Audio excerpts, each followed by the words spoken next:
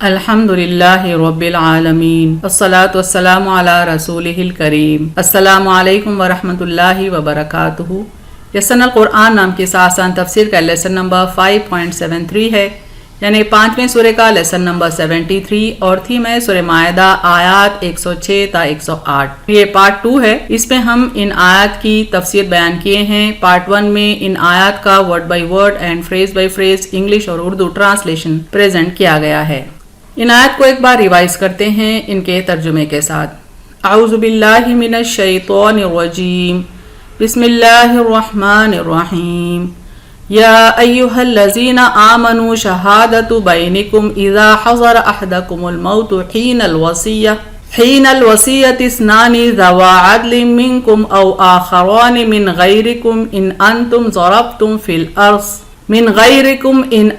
ضربتم في الأرض فأصابتكم مصيبة الموت تحبسونهما من بعد الصلاة فيقسمان بالله إن ارتبتم لا نشتري به ثمنا ولو كان ذا قربى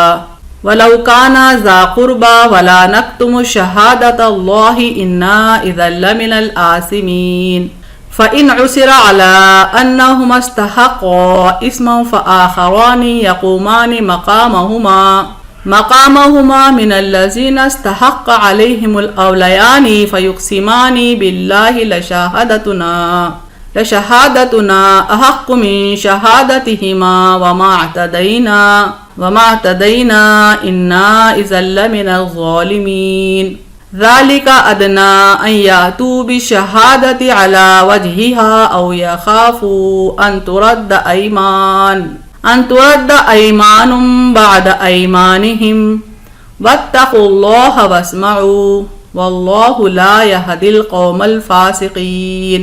ان آیات کا ترجمہ دیکھتے ہیں۔ اے لوگو جو ایمان لائے ہو، تمہارے درمیان گواہی کا طریقہ یہ ہے کہ جب تم میں سے کسی کو موت آئے وصیت کے وقت تو تم میں سے 2 عادل ہوں یا تمہارے سوا غیروں میں سے 2۔ اگر تم زمین میں سفر کر رہے ہو پھر تمہیں موت کی مصیبت پہنچے، ان دونوں کو روک لو بعد نماز کے۔ اگر تمہیں شک ہو تو دونوں اللہ کی قسم کھائیں کہ ہم اس کے عوض کوئی قیمت مول نہیں لیتے، خواہ وہ قریب رشتہ دار ہوں، اور ہم اللہ کی گواہی نہیں چھپاتے، ورنہ بے شک ہم گناہگاروں میں سے ہیں۔ پھر اگر انکشاف ہو جائے اس پر کہ وہ دونوں گناہ کے سزاوار ہوئے تو 2 اور کھڑے ہوں ان کی جگہ، ان لوگوں سے جن کی حق تلفی ہوئی ہو اور جو سب سے زیادہ میت سے قریب ہوں۔ پھر وہ اللہ کی قسم کھائیں کہ ہماری گواہی زیادہ صحیح ہے ان دونوں کی گواہی سے، اور ہم نے زیادتی نہیں کی۔ اگر ہم ایسا کریں تو بے شک ظالموں میں سے ہیں۔ بس یہ زیادہ قریب ہے کہ وہ لائیں گواہی اس کے صحیح طریقے پر، یا وہ ڈریں کہ رد کر دی جائے گی قسم ان کی قسم کے بعد۔ اور اللہ سے ڈرو اور سن رکھو، اور اللہ ہدایت نہیں دیتا نافرمان قوم کو۔ شان نزول دیکھتے ہیں آیات کا۔ ان سلسلہ وار 3 طویل آیات کو آسانی سے سمجھنے کے لیے اس واقعے کو جان لینا ہمارے لیے بہتر ہے جو ان آیات کے نازل ہونے کا سبب بنی، بلکہ ان آیات میں گواہی اور گواہان کے سلسلے میں اہم ترین ہدایات دی جا رہی ہیں جو تا قیامت شریعت اسلامی کا حصہ بن گئی ہیں۔ واقعہ یہ ہے کہ بدیل بن ورقہ خزاعی رضی اللہ عنہ، جو قبیلہ قزاع کے سردار اور جلیل القدر صحابی رسول تھے جن کا تعلق مکے سے تھا، 2 عیسائی تمیمداری اور عدی کے ہمراہ ملک شام میں تجارت کے غرض سے گئے ہوئے تھے۔ جب بدیل ملک شام پہنچے تو اچانک بیمار ہو گئے، اور انہوں نے اپنے سامان کی فہرست لکھ کر خاموشی سے سامان میں رکھ دی اور اپنے ساتھیوں کو اس کی اطلاع نہ دی۔ جب ان کی حالت بگڑ گئی اور مزید نازک ہو گئی تو انہوں نے اپنے دونوں ساتھیوں کو بلا کر وصیت کی کہ ان کا سامان ان کے گھر پہنچا دیں۔ چنانچہ جب ان کا انتقال ہو گیا تو ان کے دونوں عیسائی ساتھیوں نے دیکھا کہ سامان میں ایک چاندی کا قیمتی پیالہ ہے جس پر سنہری نقش و نگار تھے۔ ان کی نیت اس پر خراب ہو گئی تو انہوں نے اس کو سامان میں سے نکال لیا اور باقی سامان مدینہ پہنچ کر گھر والوں کے حوالے کر دیا۔ گھر والوں نے جب سامان ٹٹولا تو اس میں سامان کی فہرست بھی مل گئی۔ انہوں نے بدیل کے ساتھیوں سے چاندی کے پیالے کے بارے میں سوال کیا تو انہوں نے بے خبری کا اظہار کیا۔ گھر والوں کو ان دونوں کی نیت پر شک ہو گیا۔ وہ آپ صلی اللہ علیہ وسلم کی بارگاہ میں پہنچے اور اپنی شکایت درج کی۔ آپ صلی اللہ علیہ وسلم نے بعد نماز عصر ان دونوں کو طلب کیا، چونکہ اس نماز میں کثیر مجموعہ ہوا کرتا تھا اور ان دونوں سے اس مجمع میں اللہ کی قسم لی کہ انہوں نے بدیل کے گھر والوں کے ساتھ کوئی خیانت نہیں کی۔ کچھ عرصے بعد وہ پیالہ ایک سنار کے پاس پایا گیا۔ تحقیق کرنے پر معلوم ہوا کہ اس سنار نے تمیم اور عدی سے وہ پیالہ 1000 دینار میں خریدا ہے۔ چنانچہ پھر وہ مقدمہ بدیل کے وارثوں نے بارگاہ رسالت صلی اللہ علیہ وسلم میں پیش کیا۔ اس دفعہ بدیل کے وارثوں سے قسم لی گئی کہ پیالہ بدیل کا ہے اور اس نے اسے فروخت نہیں کیا ہے بلکہ تمیم اور عدی نے خیانت کی ہے۔ چنانچہ ان دونوں کے خلاف فیصلہ صادر ہوا اور ان سے 1000 دینار لے کر بدیل کے وارثوں کو دیے گئے۔ یہ تھا وہ واقعہ جس پر یہ آیتیں نازل ہوئی اور آپ صلی اللہ علیہ وسلم کی رہنمائی کی گئی تاکہ وہ صحیح فیصلہ کر پائیں۔ صرف اتنا ہی نہیں بلکہ یہ قوانین ہیں گواہی اور گواہ کے سلسلے میں جو شریعت اسلامی کا حصہ بن گئے۔ اب دیکھتے ہیں تفسیر آیت 106 پر ہم فوکس کریں گے۔ اس واقعے کو ذہن میں رکھتے ہوئے اگر ہم ان تینوں آیات پر غور کریں تو یہ آسانی سے سمجھ میں آ جاتے ہیں، ورنہ ان آیات کو قرآن مجید کی سب سے مشکل ترین آیات مانا جاتا ہے۔ یعنی آیت 106، 107 اور 108 جو ہیں سورہ مائدہ کی، ان تینوں آیتوں کو مفسرین سب سے مشکل آیتیں سمجھتے قرآن کی، ان کے انڈرسٹینڈنگ کے لحاظ سے۔ اس واقعے کے دوران ہی ان آیات کا نزول ہوا اور آپ صلی اللہ علیہ وسلم کی رہنمائی اللہ رب العالمین کی طرف سے کی گئی تاکہ یہ تا قیامت تمام مسلمانوں کے لیے مشعل راہ کا کام کرتی رہیں۔ سورہ مائدہ کی آیت 106 کا پہلا حصہ دیکھتے ہیں۔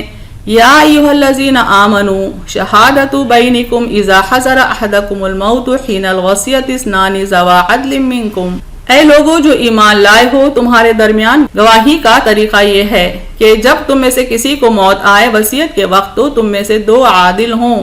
یہاں مومن بندوں سے خطاب کیا گیا ہے اور گواہی کے کچھ اہم اصول سکھائے جا رہے ہیں۔ اول یہ کہ جب تم پر موت کا وقت قریب آئے اور تم حضر میں ہو، یعنی تم موجود ہو اپنے وطن میں، تو جو وصیت تمہیں کرنی ہو اس کے لیے 2 مسلمان مرد گواہوں کا ہونا ضروری ہے جو عدل و انصاف کرنے والے ہوں۔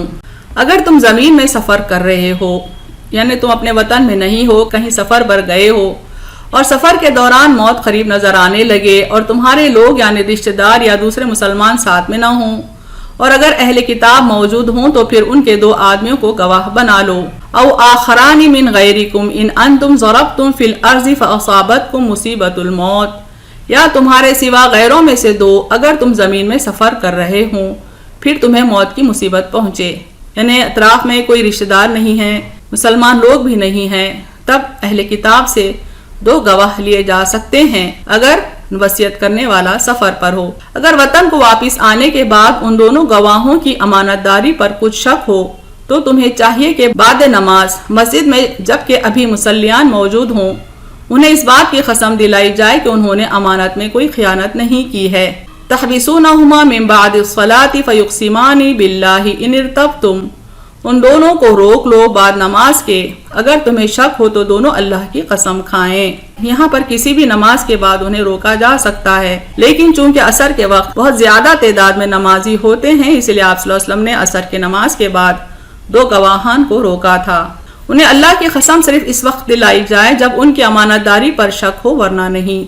قسم کے الفاظ اس طرح رہیں، لا نشتری بہ ثمنا ولو کان ذا قربا ولا نکتم شہادۃ اللہ انا اذا لمن الآثمین، ہم اس کے یعنی گواہی کے عوض کوئی قیمت مول نہیں لیتے خواہ وہ قریبی رشتہ دار ہوں، اور ہم اللہ کی گواہی نہیں چھپاتے، یعنی جو گواہی ہم اللہ کے نام سے لے رہے ہیں وہ ہم نہیں چھپاتے، ورنہ بے شک ہم گناہگاروں میں سے ہیں۔ یہاں گواہ کو چاہیے کہ وہ 2 باتوں کو قبول کرے۔ اول یہ کہ جو گواہی وہ دے رہے ہیں وہ صحیح ہے، یعنی وہ رشوت لے کر جھوٹی گواہی دینے والے نہیں ہیں، چاہے گواہی اپنے قریب رشتہ داروں کے خلاف ہی کیوں نہ ہو۔ دوسری اہم بات جس کا انہیں اقرار کرنا ہے کہ وہ کسی بھی طرح حق بات کی پردہ پوشی نہیں کر رہے ہیں جبکہ وہ اللہ کے نام کی قسم کھاتے ہیں۔ سورہ مائدہ آیت 107 کی تفسیر دیکھیں۔ اگر گزرتا ہوا وقت انکشاف کر دے کہ دونوں اہل کتاب گواہوں نے جھوٹی گواہی دی ہے، تب مرحوم کے قریبی رشتہ دار جو وارث ہوں اور جن کی حق تلفی ہوئی ہو ان میں سے 2 مرد گواہی کے لیے ان کے مقام پر ٹھہریں اور گواہی دیں کہ ان کی حق تلفی ہوئی ہے، یعنی وہی مسجد میں مصلیان کے سامنے وہ ٹھہر کر گواہی دیں کہ ان کی حق تلفی ہوئی ہے اور پچھلے گواہان نے جھوٹی گواہی دی ہے۔ اگر انکشاف ہو جائے اس پر کہ وہ دونوں گناہ کے سزاوار ہوئے تو 2 اور کھڑے ہوں ان کی جگہ ان لوگوں سے جن کی حق تلفی ہوتی ہو اور جو سب سے زیادہ میت سے قریب ہوں۔ گواہی دیتے وقت وہ اللہ کی قسم کھا کر کہیں کہ ہماری گواہی زیادہ صحیح ہے بنسبت سابقہ دو گواہوں کی گواہی کے، اور ہم حد پار کرنے والے نہیں ہیں، سرکش نہیں ہیں، یعنی جھوٹی گواہی دینے والوں میں سے نہیں ہیں۔ فَيُقْسِمَانِ بِاللَّهِ لَشَهَادَتُنَا أَحَقُّ مِنْ شَهَادَتِهِمَا وَمَا اعْتَدَيْنَا إِنَّا إِذًا لَّمِنَ الظَّالِمِينَ۔ وہ اللہ کی قسم کھائیں کہ ہماری گواہی زیادہ صحیح ہے ان دونوں کی گواہی سے، اور ہم نے زیادتی نہیں کی، اگر ہم ایسا کریں تو بے شک ظالموں میں سے ہیں۔ سورہ مائدہ آیت 108 کی تفسیر دیکھتے ہیں۔ اللہ نے جو طریقہ سابقہ دو آیات میں ہم کو سکھایا گواہوں سے مسجد میں ایک بڑے مجمع میں گواہی لینے کا، اس سے یہ ممکن ہے کہ لوگ جھوٹی گواہی دینے سے خوف کریں کہ اگر وہ جھوٹی گواہی دیں گے اور جھوٹ عوام کے سامنے ظاہر ہو گیا تو سماج میں ان کی عزت و ناموس باقی نہیں رہے گی اور ان کی خیانت سرعام منکشف ہو جائے گی۔ لوگوں کی نظر میں وہ ذلیل و خوار ہوں گے، کوئی ان سے معاملات نہیں کرے گا، کوئی ان پر کسی قسم کا بھروسہ نہیں کرے گا، وہ چور اور خائن کہلائیں گے، تاحیات ان سے ذلت چمٹی رہے گی۔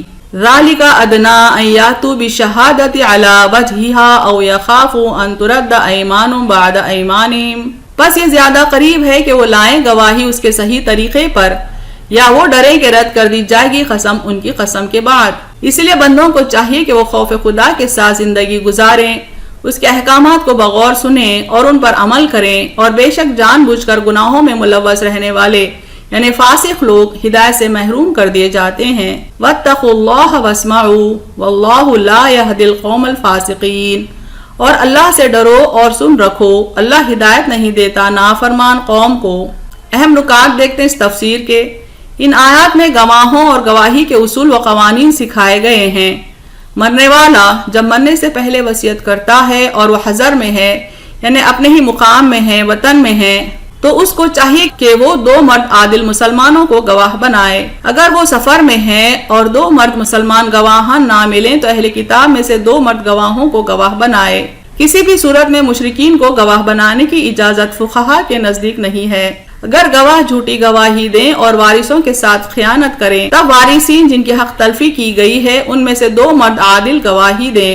بندوں کو چاہیے کہ اللہ کا خوف کریں، اس کے احکامات پر عمل کریں، اور جو جان بوجھ کر گناہ کرتے ہیں اللہ ان کو ہدایت سے محروم کر دیتا ہے۔